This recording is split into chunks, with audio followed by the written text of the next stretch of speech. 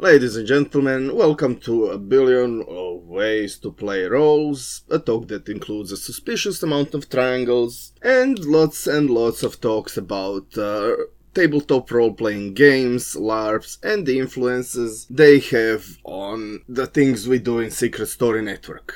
Let's talk about social role-playing. I can say it all started in the Greek theater, but it's a very important piece of history that I really like. It's a very early example of interactive plays. Now, modern renditions of it aren't very interactive, but back during ancient Greece, people who watched them were really enjoying the whole democracy thing, so they brought a lot of rotten fruits and vegetables, mostly vegetables, ready to attack the players if they didn't like the way the story went. So the actors themselves often brought presents, especially for front rows, and had a lot of interaction with the audience. Many things like that we can see still today in children's theaters, where always actors talk to the children, and rock concerts and any other concerts where musicians ask the audience to be involved by asking the questions or asking them to put their heads up. Hands up, not heads. Heads should be up during concerts, I hope. Legends say that people would actually be able to change the end of the play by complaining enough, threatening, or just enjoying the other way the story goes. Now, toy soldiers are the second thing on this list. Why toy soldiers? Because that actually led to role-playing games. It started as combat simulations from ancient Japan to Napoleon. Combat leaders often used toy soldiers to simulate battlefield by using measuring tapes, even dice, to see what are the odds of moving armies left-right, and sooner or later it turned into a game.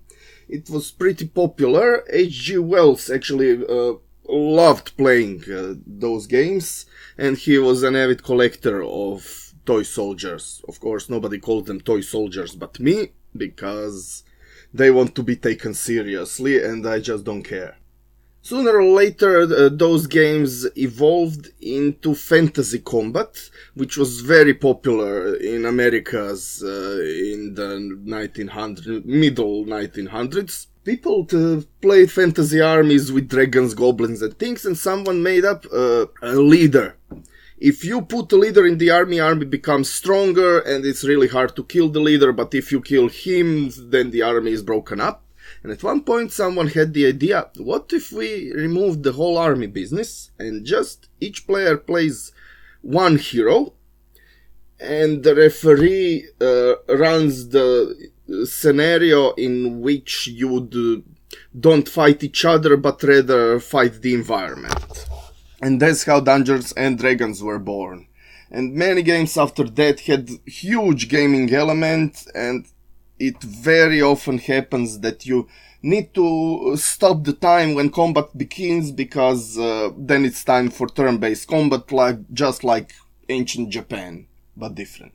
People really liked the role-playing aspect of role-playing games, in which you would act out your characters, pretend to be your character, and play conversations as your character, which evolved into live-action role-playing. First with toy swords, or just going after your DM in your backyard, where he talks how there's a monster behind the tree. Nowadays you have huge LARP with few thousand people with foam weaponry in almost real combats. But also LARP evolved in many other ways. Now, what I found interesting about Secret Story Network is how it evolved from completely different perspective, from purely narrative perspective. And one similar thing happened. In 1985, I think, there was a game sold in stores, like a board game, a huge hit called How to Host a Murder. It was basically a LARP in a box. People would get characters and they would talk to each other and try to find out who's the murderer purely through conversation. Now, in the 90s, all of the role-playing and LARP ecology changed because we got internet and it all became one huge democracy, because you could go around the internet, ask how other people play the game, see if your dungeon master is playing the fun way or some of his weird ways that is fun only for the dungeon master, and many other things. Also, you could find a new group, so you don't have to play with the group you don't like, and little by little, a big indie scene came out, because anyone could become publisher, so we got into independent role-playing games, which are now a very big thing, and also weird LARPs. Unlike American-style battle LARPs, in Northern Europe, there is a so-called Nordic-style LARP, which is more about living through the experience rather than beating the game or winning in some way.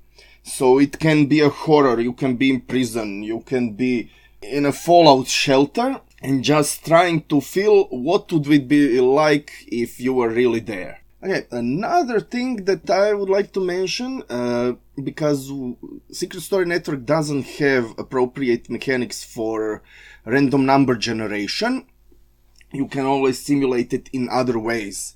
One of them is making a game similar to Mafia. Mafia is the game many of you probably played as kids, where everyone pulls a card and some kids are Mafia and other ones are the detectives or something like that. There's many variants like Werewolf or Secret Hitler, which is print and play. You can try it out.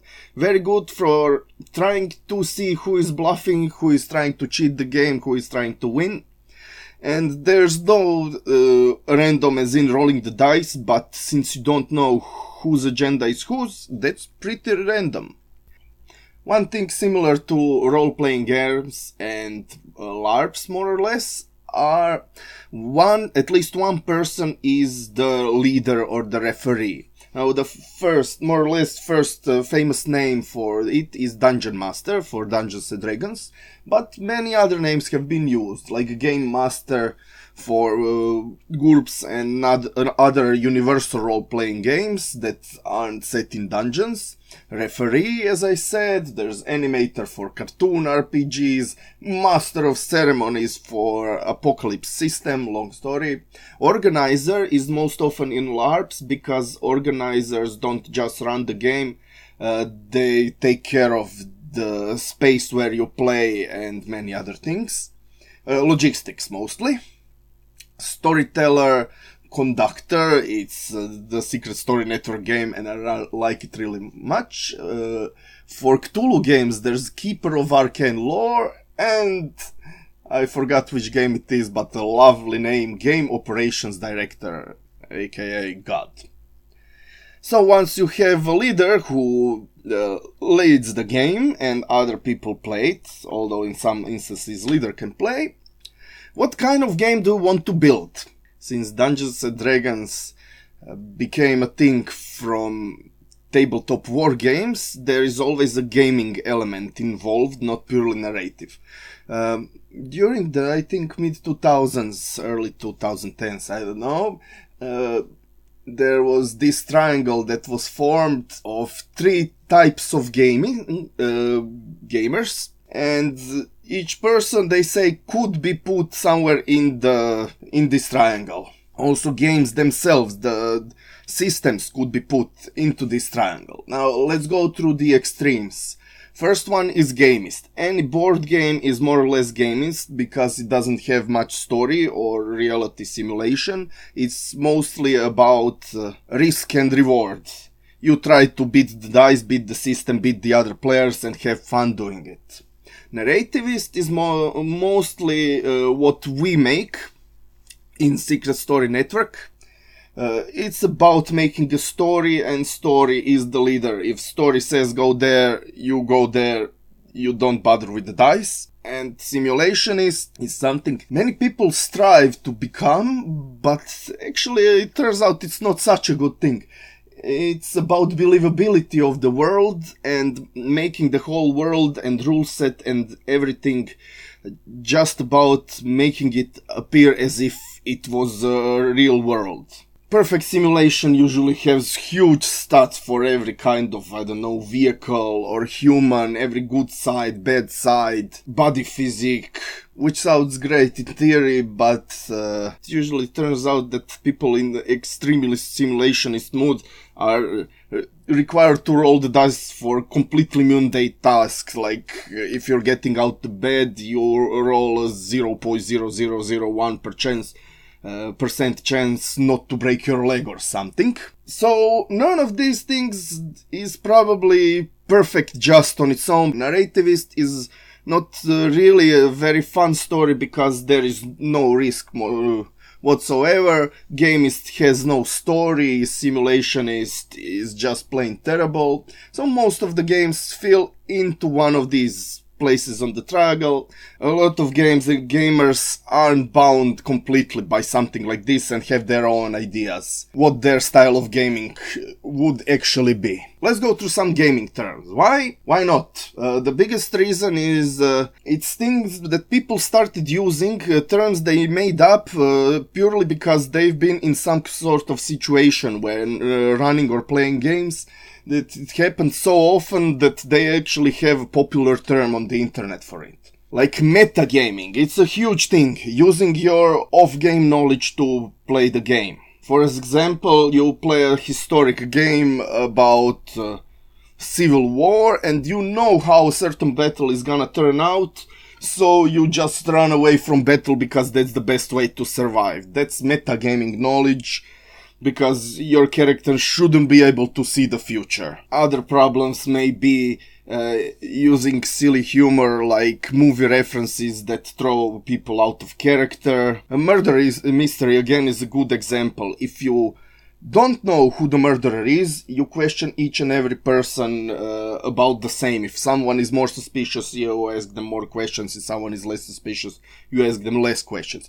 If you by chance discover who the murderer is as a player, your character will no longer be able to be completely objective and find out the information on his own. You'll either just be too lenient to real murderer or abuse the whole thing consciously and subconsciously, so it's best to find as many ways as possible to avoid metagaming and knowing things. Buster DM from hell, some people are better at running games, some people are less good, and some are just plain malicious. The last ones are Buster DMs from hell, where they use the whole game just to play something they enjoy without caring for the players and maybe even abusing them in a way. Nerfing and buffing. Now that's mostly used in video games, but if you give a temporary advantage to a character, you just buff the character.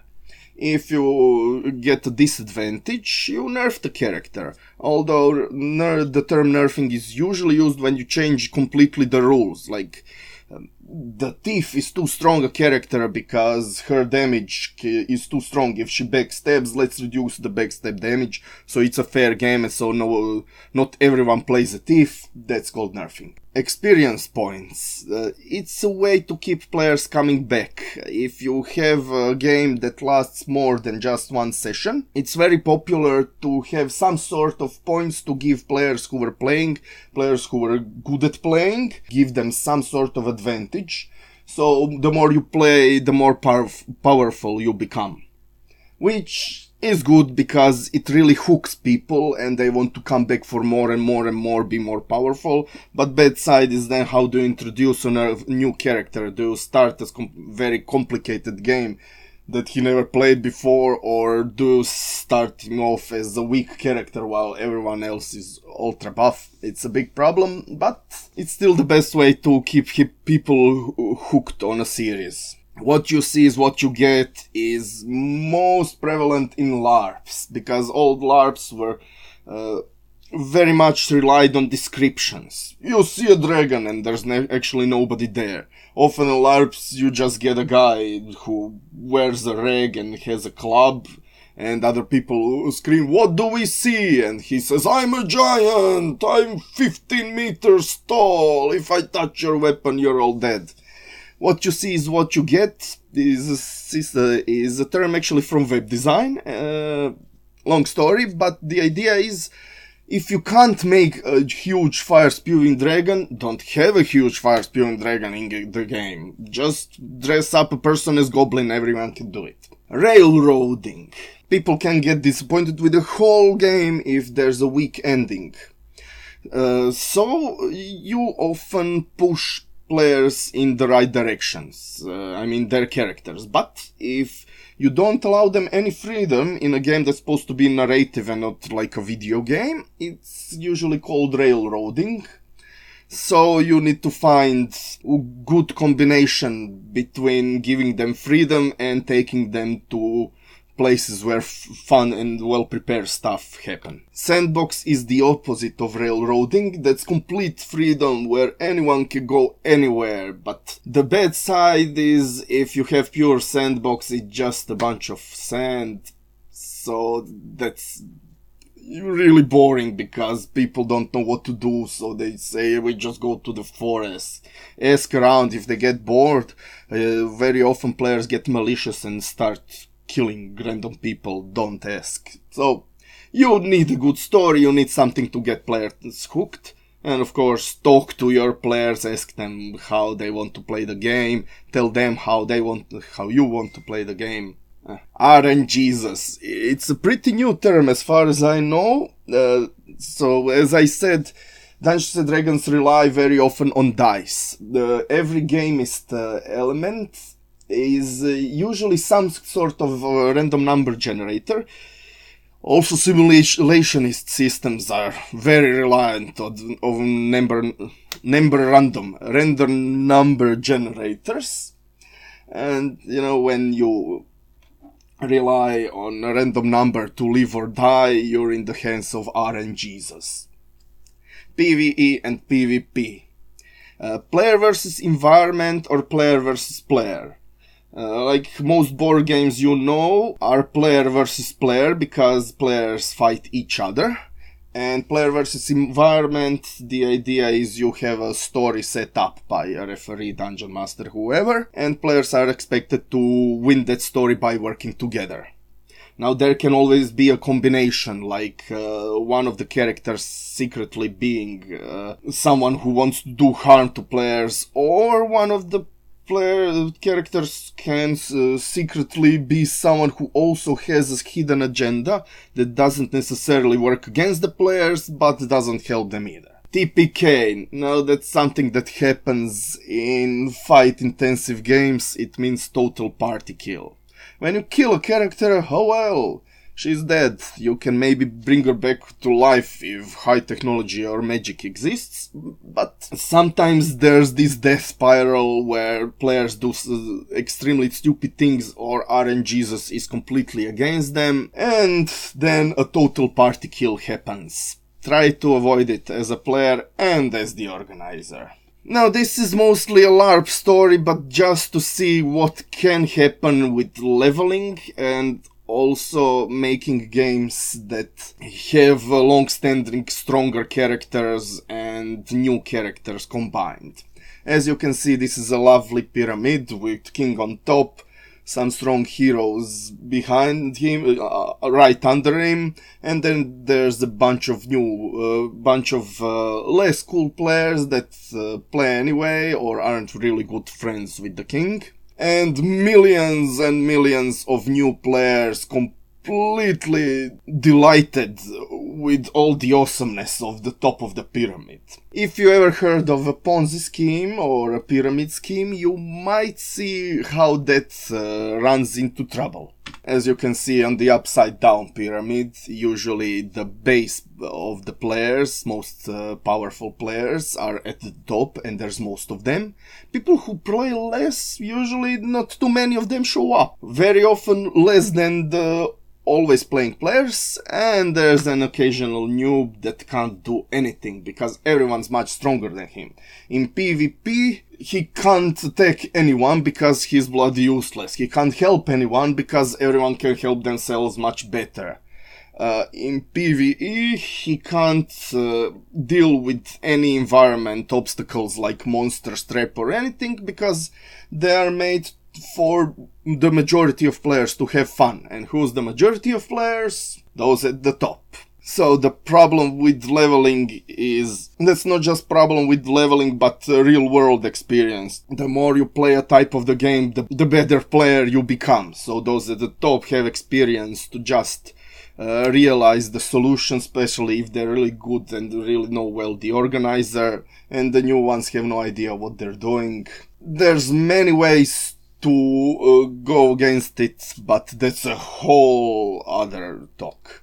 Now, your LARP needs more toys. It's a blog post I made a few years ago, where I talked, because I was a bit disappointed with many LARPs that would be organized just, you go into this room, make yourself characters, I found your room, peace off. If you want fun games, you need a lot of fun content, which I call toys, because it's a less sterile name. If you want to be taken seriously, I suggest the word content.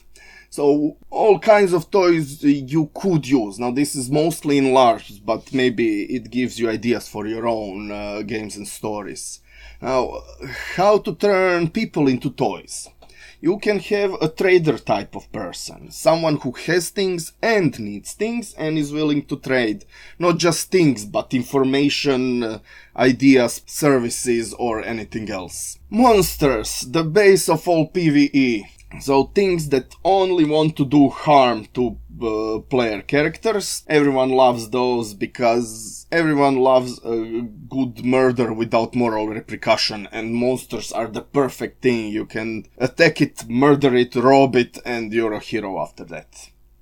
Employers, similar to traders, but people who need services and are willing to compensate in some other ways. So in video games offered, these are called quest givers. People who send players on errands, quests, go there, kill that monster, bring back this lost spaceship, or whatever. We also have physical items. Now that's completely LARP based, but it's a lot of fun to have a physical item because you can show it to people, it can get stolen, it can be used, it have hidden ways of using it, so you also have information. Maybe just players start believing it does something while it does nothing, so a trinket becomes a MacGuffin.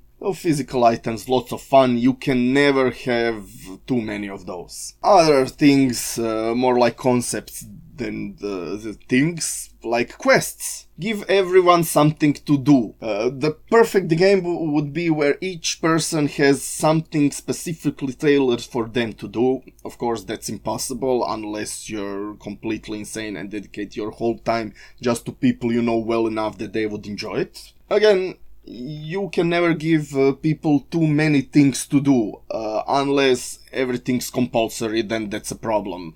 You need to do 10 things in an hour is not a lot of fun, but you need to do this one thing. Also, it would be much better if you also did these 3 things, and it would be really fun if you did these 10 things. Now, that's a fun game. Abilities. I talked a lot about that during the experience. I never gave any examples, but I don't know, in the space game you can be a person who knows how to repair things. Suddenly you're a very interesting character. You can be a doctor who can heal people. You can be a person who can read the future or people's minds. If it's a narrative game, you can actually set that up.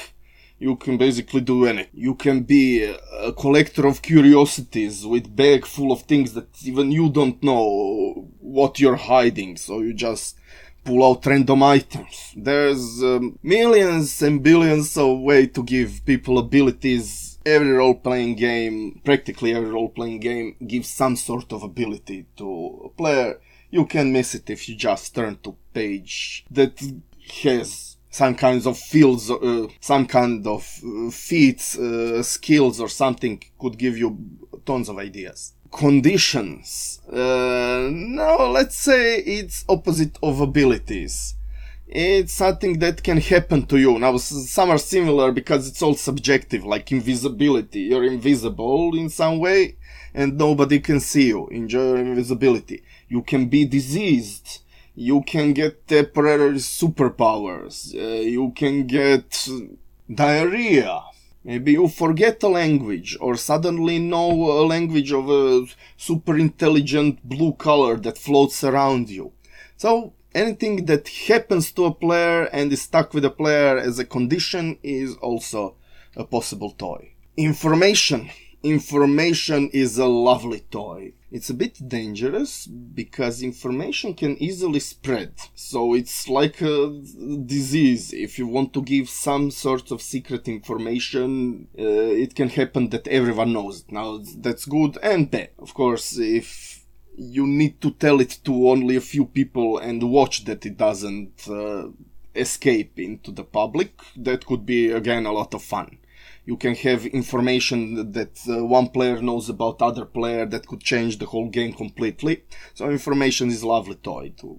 Locations, instances, now that's again more applied to LARPs, but people love to travel. Narrative games are a great place to simulate some kind of travel, where you can have encounters in foreign languages, exotic wildlife, incredible descriptions, other planets. I mean, your game can happen anywhere, but there's a very effective way to inspire sense of wonder to people. You start at some mundane, boring place and then transport them to a very scary or very strange or very interesting place in some other way. It's gonna be a lot more interesting than if you start there and say, okay, you know everything about this magical kingdom. Now, how to use all of those toys, like traders, abilities, information, items, and things. There's everyone's toy.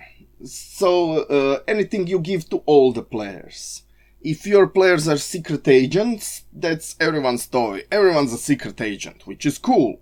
If everyone's a superhero, that's also cool. Now, they don't feel more powerful than other people, so it's not perfect, but you still can't have too many of everyone's toys. Well, actually you can. If you load too much information, for instance, on everyone, some people won't remember it all, and then it's gonna be trouble. Anyone's toy. If you have a MacGuffin that anyone can steal, if you have information that can leak out, if you have a trader that anyone can visit. Some people see it, some people don't. Group toy. Now, again, that's mostly for LARPs. If you divide characters into groups, you can always have a group have something. So you have a group of wizards. Suddenly, this group has a toy and feels really cool because they're wizards and other people are not. But the other group is rich traders. So suddenly, these guys have buttloads of money and they can get anything, so wizards can do their flashy things, but traders are really cool because they have things that wizards don't. Wizards have things that traders don't. Third people are time travelers. They can go to faraway future and find all sorts of interesting things. They can... Again, maybe time travelers seems too strong, but actually that's called balancing. If you make it in a way that it's actually not much better, like you can time travel only once per game, or you can use it only to find information from the past or something like that, anything can be done. Don't limit yourself. Limit your players. Locks and keys. I don't mean real locks and keys, although they can be real locks and keys. It's if you give a toy that doesn't work to one person and other half of the toy to other person, and they need to find each other and combine it. Like information. One person have half of the recipe for a magical potion, another has another half. Or there are two characters that can Dragon Ball fuse into one mega character in some way, and they're two-headed psionic space orc. It's a lovely thing. It's a great reason to talk to one another. Give people only half of the needed thing. Jigsaws versus riddles. Now, I don't know if this fits in on this page, but I still want to talk about it. A riddle style of obstacle is a thing that you expect players to either pass or don't. Because basic riddle can be solved either within a few minutes or never. Unlike that, jigsaws are a type of obstacle that you can more easily go through if you have more things. Riddles are a really good time filler or a way for characters to learn more about the world, but jigsaw style toys are like if everyone has a small part of the recipe, and around the world if you need to build the spaceship, you need blueprints, you need parts, you need experts, you need exotic materials, you need fuel, you need tons of things. Maybe you could do it with some of that missing, but more of that you have, the bigger the chance you'll assemble the spaceship and run away. And most importantly, timed and triggered toys. Not every toy goes right at the beginning. You don't just dump it all on the players and say enjoy and close the door. I mean, you could. Some games work really well with that. But it's always good to have contingency prepared. As you can see, the first example is in case of death. Character death can be a big problem if it happens early in the game, because suddenly you have a player who has nothing to do. Give them a spare player.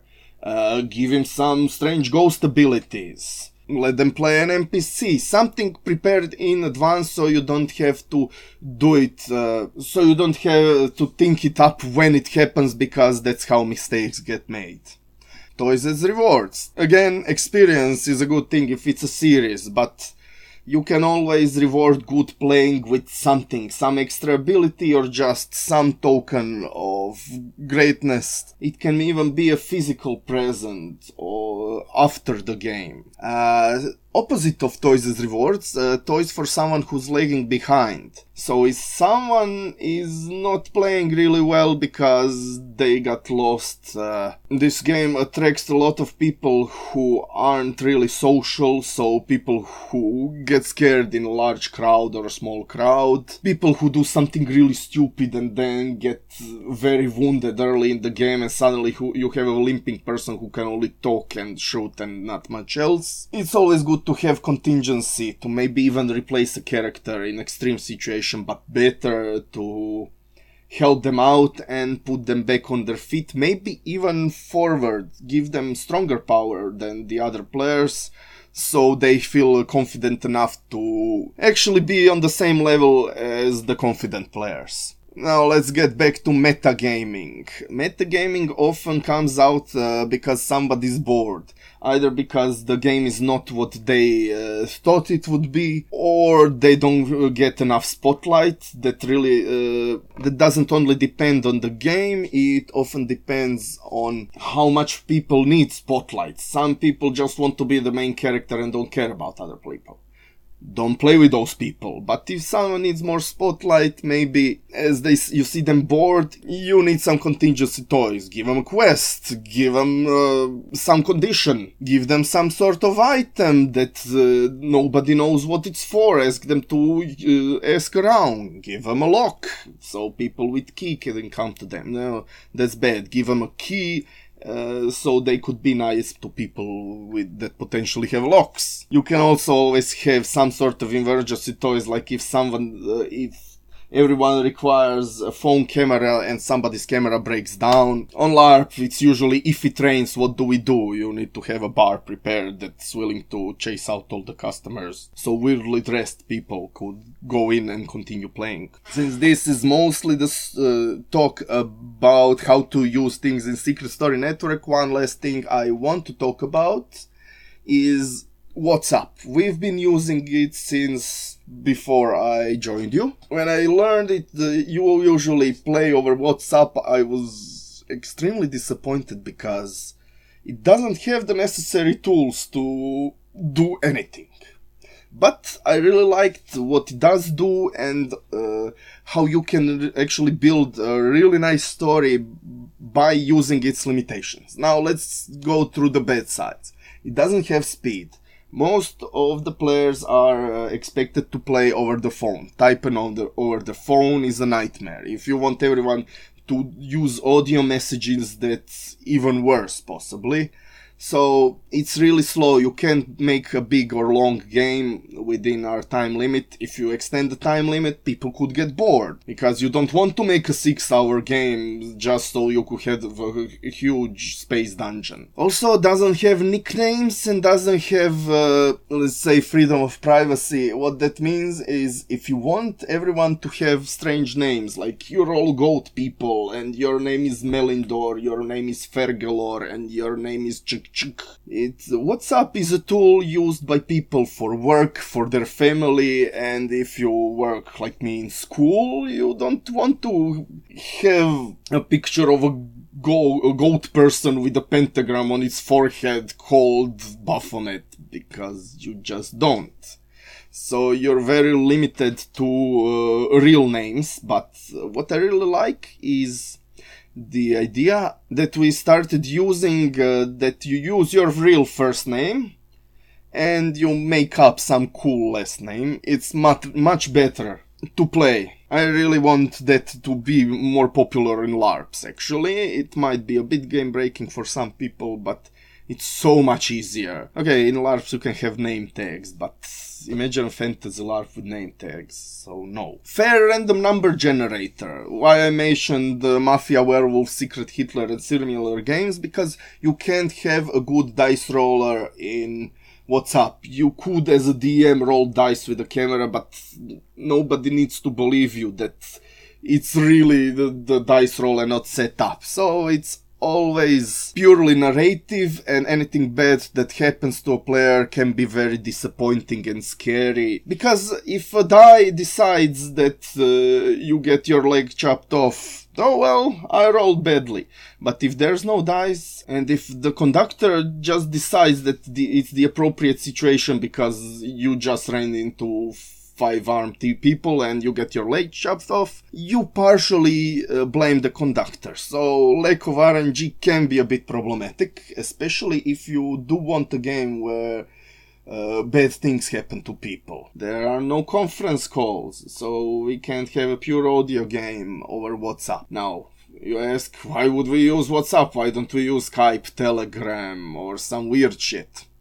Well, one thing WhatsApp has is popularity. So if you say, I have this great game about goat people in space fighting the space elephants, it's played on WhatsApp, a person will ask, what do you mean goat people, are you insane? But you explain and he may get interested in the game. But if you say, I have this great game, it's about goat people in space and fighting the space elephants, and it's all on Telegram, the first question is gonna be, what the fuck is a Telegram? And that's not a good way to start promoting your game. So WhatsApp has its popularity. That's really good. It has photos. We did experiments with photos in practically every game we played, and it works great. I think players enjoy it very much, and there's lots of content that we get later for publishing around and showing off. Video, audio, same story. You can do tons of things if you make a game that requires player to record a video of some kind, or audio. One of the big reasons I made Dance Around the Fire is not because I wanted to make a game about fairy gardens and forests, but I wanted to make a game that would try to pull out maximum use of video, audio and photos, just to see all the things we could do with them. So don't be afraid of making a game that involves some singing. I know people claim they don't like to sing, but it's like role-playing. People who play this aren't actors, and once you see everyone just playing a role, you get in and have a lot of fun. It has private messaging. Okay, speed is again the problem, but there is a way to convey secret information from you to player or from player to player, so remember that if you ever need it. It has emojis. Now, some people hate them, some people talk only with emojis. But it's a good use if you need to, I don't know, I tried it with playing different characters from the same account, or conveying some other type of information. Maybe even assemble puzzles, emoji based. There's so many of them, including numbers, plant life, space objects, star. You can make whole artworks out of it. So if you're not sure how to make something stand up or differentiate from other pieces of the text-based game, emojis are a great, quick and dirty way to do it. Of course, having a fully made picture is probably better, but depends on what you need. And one last important thing, we're playing games here, and game rules themselves aren't copyrighted. Some terms may be copyrighted, but the rules themselves aren't, for one important reason, because very many games use dice. Imagine if someone copyrighted a 6-sided die. That would be terrible. So every game element you see in a video game, in a role-playing game, in other Secret Story Network game, don't be afraid of using it. Make the best game possible. We're here to experiment, we're here to test things. Don't expect magical muses to give you the most original, never before heard idea. People actually don't really like originality in role-playing, because if you say I want a game about barbarians, first thing people think is Conan. So don't be afraid of letting people play Conan in a barbarian game. Not Conan himself, but using all those tropes, cliches, and ideas that have already been long tested. That's it. I don't know how to make a good ending with an audio talk, because this is the first time I've ever made it. So thank you for listening. If you have any questions, I have no idea what you should do. Probably contact someone from Secret Story Network or me. Goodbye.